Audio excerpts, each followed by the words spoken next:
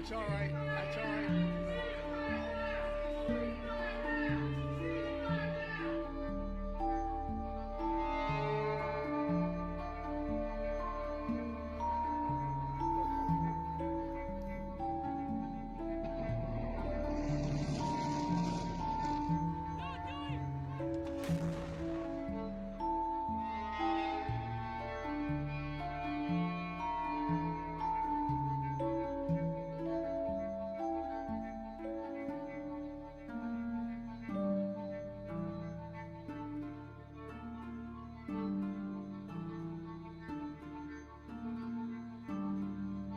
You have a problem because those who are calling for a swift end of the war, if the war ends today, Hamas will be able to reconstitute itself.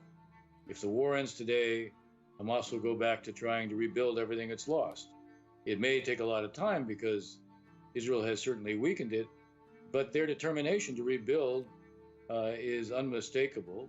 Their determination to focus on not rebuilding Gaza, but to rebuild a military wherewithal to attack Israel again is also not just proven by their words, but by their track record.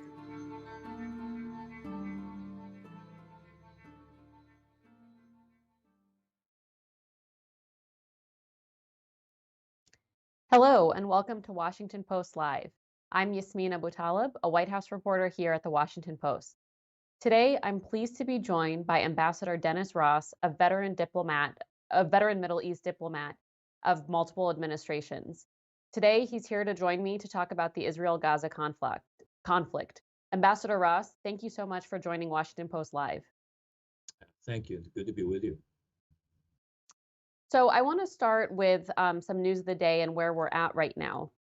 President Biden's handling of the war has deeply divided the Democratic Party. Israeli Prime Minister Benjamin Netanyahu last week personally criticized Biden on the issue of a Palestinian state and a two-state solution, despite unwavering U.S. support. Biden and his aides have repeatedly urged Israel to scale back its military campaign as the death toll surpasses 25,000. But earlier today, Israel struck a UN training center that reportedly caused mass casualties. Is the U.S. strategy working, and why or why not? Well, clearly the U.S. strategy to get the Israelis to do more in the area of humanitarian assistance may not be working to produce enough humanitarian assistance, but I think we also need to understand something. Within Israel itself, left to right, there is this belief that somehow Israel should be squeezing Gaza even more because Hamas's unwillingness to release the hostages, unwillingness to allow Red Cross access to them, unwillingness to provide medical assistance to them. So you actually had efforts today by Israelis to block efforts to provide convoys of trucks for assistance, because there is this sense that somehow if Hamas was squeezed more that way, that it would actually produce the hostages. The problem with that thinking is that Hamas holds the hostages, not the people, not the public within Gaza. But I mention it because the politics of this issue are really quite complicated in Israel. On the one hand, there is increasing pressure on Prime Minister Netanyahu to make it clear that the priority is actually to get the hostages out more than anything else. On the other hand, there is this perception that somehow allowing humanitarian assistance to go into Gaza is something that makes it easier for Hamas to hold the hostages. So you have a reality where President Biden and his administration have basically succeeded in getting the Israelis to open Kerem Shalom, which is one of their crossing points, which they had been reluctant to do. He's succeeded in getting them to provide humanitarian assistance over the opposition of the attitude of much of the public. He's succeeded in creating some safe areas and humanitarian corridors. So clearly, without the United States, I think there would be much less done with regard to humanitarian assistance. But in answer to what you said, does more need to be done? The answer is absolutely yes. Well, I want to address the issue of the hostages, because there was reporting on Monday that Israel gave Hamas a proposal through Qatari and Egyptian mediators that would pause the fighting for 2 months in exchange for the release of all the remaining hostages. This morning, it was reported that the two sides have agreed in principle that the exchange of Israeli hostages and Palestinian prisoners could occur over a month-long pause in fighting. but there's been no plan set in motion because Hamas has made clear it's holding out for a full ceasefire. And this seems to have been the sticking point over weeks of negotiations. So, is there a way to bridge the gap between Israel and Hamas on these negotiations? And do you think that a proposal should include a full ceasefire or some sort of pathway to one? Look, I certainly believe that if you can get all the hostages out at this point, you should do that. Now, the question of a ceasefire, the Israelis also proposed in what you were describing, that the six military leaders of Hamas, meaning Yahya Sinwar, his brother, Marwan Issa, that these people should go into exile. Hamas rejected that, and the Israelis rejected the idea of ending the war. I think the issue here is maybe a need for reframing it. I would like to see us and the Israelis put a premium on the idea of demilitarizing Gaza so that it cannot be remilitarized. In a context where you demilitarize Gaza, and the Israelis are clearly in the process of doing that, it seems to me that a ceasefire becomes more thinkable, because a demilitarization with an international mechanism to ensure that material going into Gaza cannot be diverted, cannot be misused. You have monitoring it throughout its journey within Gaza to its endpoint. That will make it, I think, increasingly difficult for Hamas to resume control. If you also tie the reconstruction to this guaranteed demilitarization, and you make it clear that if Hamas is control, you're simply not going to get donors to invest because of the concern that Hamas will do this once again, and they're not going to invest if that's all going to be blown up. So I think if we reframe the issue to focus on demilitarizing and ensuring reconstruction, massive reconstruction for guaranteed demilitarization and no remilitarization, I think the idea of a ceasefire becomes more acceptable. I mean, earlier, I have to say, my concern had been if Hamas is able to regain control, it will reconstitute itself. We know from all the resources they invested in their tunnels and their military industrial base, which are huge, at least 25,000 tons of cement is just one example for the tunnels. All of that could have been used above ground, but they didn't use any of it for above ground. They used it, in fact, for their mission, which is basically to continue to fight a war against Israel. So having them reconstitute themselves is a prescription for seeing this happen again, even if it takes some time for that to happen again. But if demilitarization becomes the objective, and if it's tied to reconstruction and investment for guaranteed demilitarization, and also Hamas not being in control, then I think you can begin to look to a pathway to a very different future for Gaza, and frankly, a different pathway for Israelis and Palestinians. I want to switch gears for just a moment to the strikes in Yemen that are happening right now, because I think those have raised some fears of escalation. So, the United States and Britain have conducted ongoing airstrikes against the Houthis in Yemen in response to repeated attacks on shipping vessels in the Red Sea. So, do you see a greater risk of escalation right now with the U.S. becoming more directly involved? And is there the risk of the U.S. becoming bogged down in another Middle East conflict? I think the risk of escalation relates much more to Hezbollah and Israel, just because the character of the weapons that would be involved, if that was transformed from what it is now, which is a highly localized exchange of fire, to something that would be an all-out war. The Houthis right now create, obviously, a threat to international shipping, but their ability to do much more than that is I would say, limited. What the U.S. and Britain in particular, with the backing of a number of other nations, at least another 10 nations, is geared towards reducing the means the Houthis have to attack the shipping. It's an entirely missile and air campaign on our part. It's geared towards, in many cases, hitting the Houthi launch sites before they can launch anti-ship missiles, hitting the radars so they're not in a position to be able to direct the fire. And the more the US and the UK and others are eroding the Houthi capabilities, the more I think that you'll see shipping able to return to the Red Sea. If this is joined with active naval efforts to ensure the Houthis aren't resupplied with weapons, I think you can keep this under control. In any case, it's not going to involve American ground forces. When we talk about being sucked into a Middle Eastern conflict, We obviously have images of Iraq and Afghanistan where you had large numbers of American forces on the ground. Nothing like that is going to happen with regard to Yemen. Nothing like that should happen with regard to Yemen. And the question is, at what point do the Houthis decide that the price they're paying in terms of losing their military wherewithal is enough for them to stop the attacks? My guess is because they're very defiant publicly, they will keep up the attacks, but we're already seeing the pace of those attacks, the character of those attacks, the numbers of missiles or drones involved. All of that has dropped dramatically since the initial strikes that the US and the UK have carried out. So I don't mean to minimize this, because obviously there are big shipping companies that made a decision not to go through the Red Sea, and traffic through the Suez Canal connected to the Red Sea is down by about 1/3. So I don't mean to minimize it, but I also think in terms of the threat of a much wider war in the Middle East, that's not really the locale that would trigger that.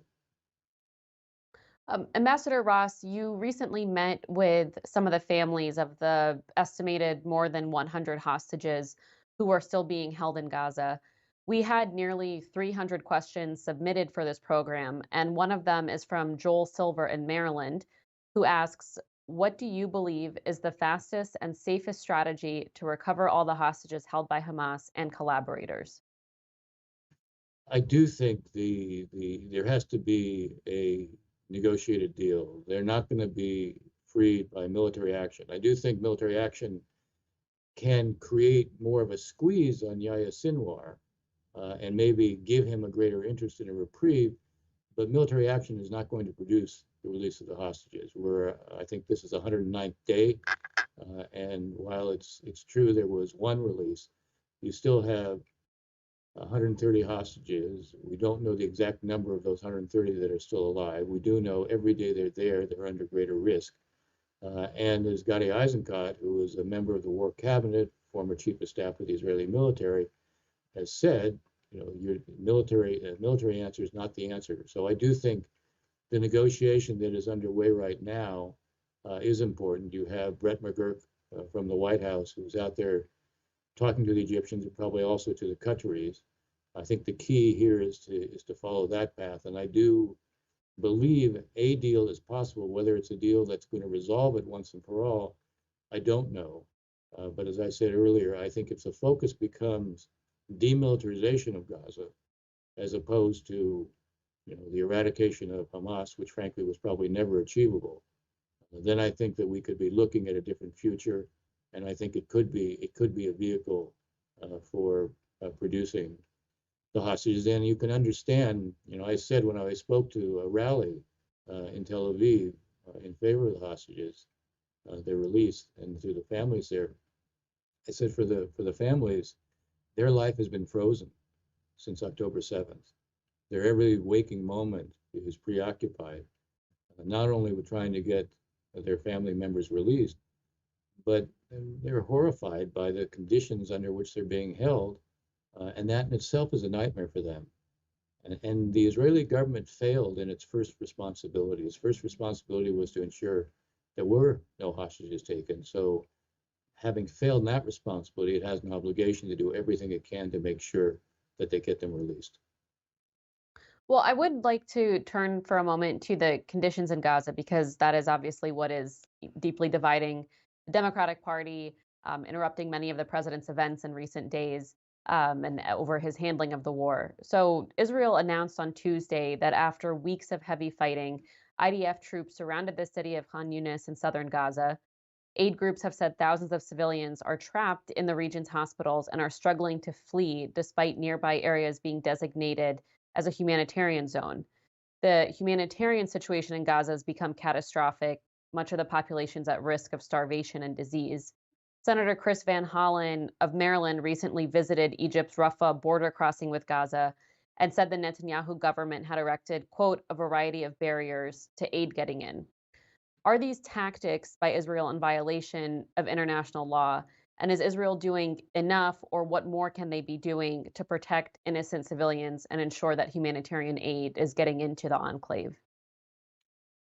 There's a profound dilemma here, because on the one hand, Hamas embeds itself in a way that exposes the civilian population, and they hold them not simply as shields, but really as hostages.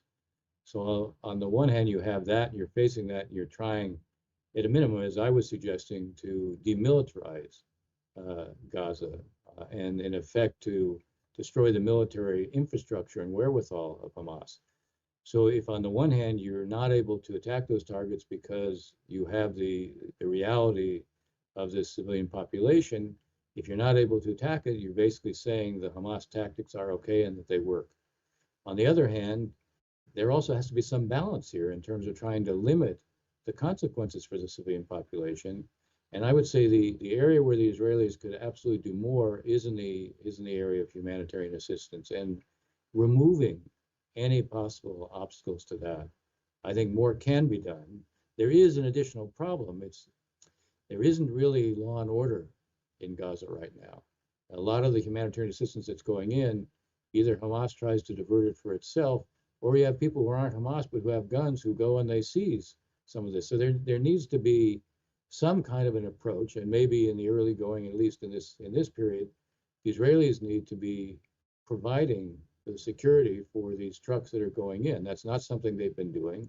It is something that I would say has to at least be considered, and if not the Israelis, then they should be prepared to support someone else coming in to provide security for at least the distribution of the humanitarian assistance. I think, yes, look, this is a huge dilemma. I don't think there's any easy answer to it. For those who say, fine, Israel shouldn't do anything, well, then you're basically saying it's okay for Hamas to use the tactics they do and to be in a position where basically they can come out of this and do it all over again. But for the Israelis to impose some of the restrictions that they do now basically increases the level of hardship, and I think that has to be reduced. Well, the politics of Israel have changed quite considerably in the Democratic Party over the course of this conflict. So I'd love to get your thoughts on that. Last Friday, there were 5 additional Senate Democrats who signed on to a measure that would condition aid to Israel on its compliance with international law, which brings the total of co-sponsors for that measure to 18 Democrats. Earlier in the week, 11 senators voted for a bill to examine potential human rights abuses by Israel in its military campaign. Do you think the administration should look to condition aid to Israel or exert more of the influence it has to try to get them aligned with the goals I think they've been stating for quite some time now? I certainly think that there's more that we can do to get the Israelis to take some of the steps even I was referring to. They have opened Kerem Shalom. More can go through Kerem Shalom. I understand it's a political problem with Israel because, as I said earlier, the perception of the Israeli public that humanitarian assistance going in when nothing is changing with regard to the hostages creates obviously a profound impulse on the part of Israelis to say something more must be done, and one way to do it is to squeeze Gaza even more. As I said earlier, I don't see that's going to be productive because in the end, it's not the Palestinian public in Gaza that's holding the hostages. It's Hamas, and Hamas clearly doesn't seem to be bothered by the suffering of the Palestinian public. So I think there does have to be more that is done to get the Israelis to do more, and that's a function, I think, of what the president himself can say publicly.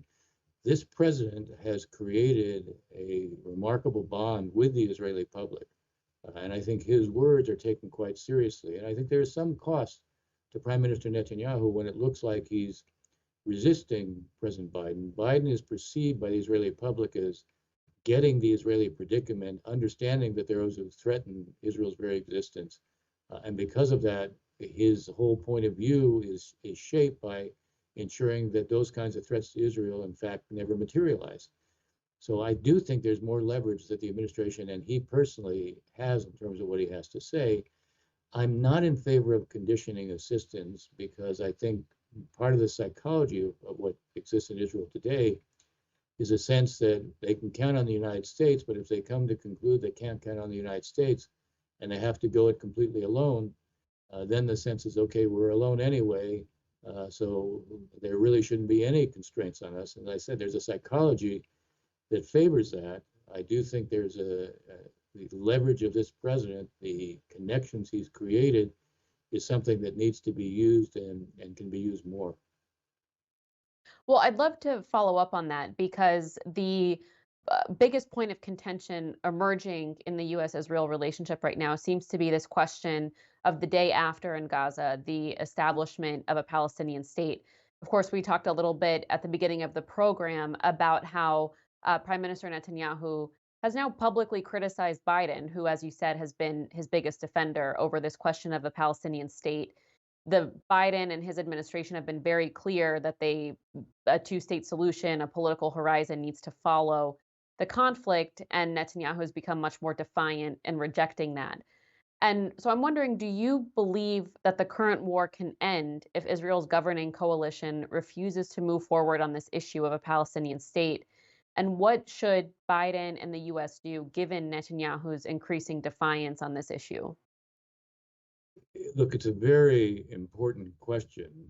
Actually, the Washington Post had a really interesting article today on the many leaders of the Israeli military are saying their strategy is being hampered by not having a day after strategy. That this is, in the end, the use of the military tool is designed to shape a different circumstance so the political reality can be different when this is over. Part of the problem is that Prime Minister Netanyahu has a coalition that has extremist ministers like Smotrich and Ben-Gvir in it, and they seem to be limiting some of what he's prepared to do. Now, at some point, there has to be a choice made. The reality is, there. When I was in Israel, I was speaking to people there, and we were talking about the day after and this issue of who controls. I mean, who in a sense could be administering Gaza. I outlined a series of choices. I said, well, your first choice is that you stay. And Israel has to be responsible for administering Gaza and managing the 2.3 to 2.4 million Palestinians there. And almost nobody, except the fringe, the far right in Israel, wants to do that. So that's not an option. I said a second option is having regional or international presence, forces, administration be responsible. But you're not going to get anybody from the region or even internationally to come in if Israel is still in Gaza, or if Israel is reserving the right to go in and out militarily. No one else is going to come in. So that's not really an option if you feel you have to reserve the possibility of going in and out if there are pockets of Hamas that are still a threat. A third possibility is that, in effect, you allow the UN through UNRWA to administer Gaza. And the problem there is that Hamas has pretty much infiltrated a lot of UNRWA. So UNRWA managing Gaza becomes a vehicle for Hamas coming back. A fourth option is, in effect, nobody administers Gaza, and you just simply have a vacuum and chaos, but that will create the equivalent of Somalia. And that means that at some point you could have 400,000 or 500,000 people on the Israeli border clamoring to get in. So that's not an option. And it leads you back to the idea that you need a Palestinian administration. Now, it can't be the Palestinian Authority today, partly because they wouldn't come in today, but partly they're too weak. They are too corrupt in the eyes of their own public. You need a reform Palestinian Authority, and that means institution building, real reform, taking on corruption. We've seen it done before in 2007 after the PA and Fatah lost Gaza in a Hamas coup, and it lost a lot of credibility and legitimacy because of that. But it was also presiding over the West Bank that was completely lawless at the time. The Bush administration organized all the donors. They went to Mahmoud Abbas and basically said, we will cut off assistance unless you appoint an empowered prime minister. At that time was Salam Fayyad. And he came in and he cleaned everything up. He reestablished law and order. He cleaned it up. So we saw a period of 5 years where that was the case. So it can be done. It needs to be done. A reform PA in time would end up joining what I would call a kind of local administration that might involve Palestinian businessmen for now. There's a civic structure that was created by the Palestinian Authority in Gaza. It continued to exist, bureaucrats numbering 30 to 40,000 managing issues like health, water, electricity. They could be working in a low-key way with Palestinian businessmen, with parts of the Palestinian Authority, and when the Palestinian Authority is reformed, it would resume a kind of responsibility for Gaza, and you would politically reunify Gaza and the West Bank, which, if you're talking about a Palestinian state, you need that in any case. Now, if you're talking about a Palestinian state, which I'm a longtime believer that because you have two national movements competing for the same space, you need two states for two peoples. Now, one of those states can't be a failed state, so there does have to be reform. One of those states can't, in the case of the Palestinians, cannot be led by those like Hamas who reject the very idea of two states and reject Israel's existence. So we should be continuing to emphasize that we are committed to a two-state outcome, but also there are going to be requirements on both sides. On the Palestinian side, there will be requirements to demonstrate that this is a state that will be led by those who are prepared to coexist with Israel. And in Israel, there will have to be clearly a different coalition that is prepared to accept a Palestinian state, and especially if there's a Palestinian Authority that's reforming itself, act in a way that makes it easier for that Palestinian Authority to succeed in what it's doing. Well, we have a couple minutes left, so I want to make sure I get to an audience question that is related to this part of the discussion. We have Jonathan Dworkin from Maryland who asks about Prime Minister Netanyahu. He asks, what are the prospects for actually holding new elections and replacing him? Are you concerned about him dragging the war on in ways that are counter to Israel's interests in order to stay in power? Look, there's no question that there's going to be a political reckoning in Israel. October 7th was the worst day in Israel's history. And you're going to end up seeing resignations from the top military and intelligence people at a certain point. Probably not now, but not until we see the war evolve in a further stage where Israel is largely out and is going in and out, as I was suggesting before, or if there is some kind of ceasefire at some point, based on what I was suggesting was a kind of demilitarization. There will be resignations from this top military and intelligence leadership. They will resign because they will say, we bear responsibilities for October 7th. But they're also likely to say, we were carrying out the policy of the government, so we shouldn't be the only ones to resign.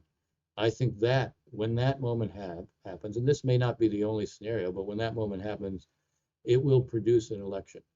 So I do think at some point this year, we will see an Israeli election, and then Israelis will decide. October 7th will weigh very heavily in terms of what they decide. Prime Minister Netanyahu, I think, is trying to position himself to say a Palestinian state will be a mortal threat to Israel. Most Israelis today, because they're still suffering from the trauma of October 7th, most of them look at a Palestinian state and are fearful that Hamas or a Hamas-like group will run it, and then they'll have a base from which to threaten Israel more profoundly. So again, I come back to the idea, I believe there needs to be a Palestinian state as part of a political horizon, but there is a requirement on the Palestinians also to make it very clear to demonstrate this Palestinian state is not going to be led by those who reject Israel's existence. Well, we have about 30 seconds left, so I would love to get just some closing thoughts from you on what are the biggest changes you've seen to the region in all your years working on Middle East diplomacy? Look, I would say that in all the years I worked, this is the grimmest moment in terms of the Israeli-Palestinian reality and behavior. Both sides, the Israelis and the Palestinians now, are suffering from a trauma. They're incapable of being aware of the other side's pain. They're preoccupied with their own. That may be understandable, but in such a context, the idea of peacemaking becomes that much harder. That said, the fact that the Saudis still have an interest in normalizing with Israel, provided you have a two-state outcome, creates some real possibility for the region because it creates the possibility of a coalition of those countries who want to create a future for the Middle East that is more hopeful and array them against what Iran is doing. Iran, they talk about the axis of resistance. I refer to it as the axis of misery because every state that they have a connection with is either failing or failed. Well, Ambassador Ross, we have unfortunately run out of time, but thank you so much for joining Washington Post Live today. My pleasure. Thanks for having me. And thank you for watching. For a list of our upcoming programs, please head over to WashingtonPostLive.com to register. I'm Yasmeen Abutalib. Thank you for joining.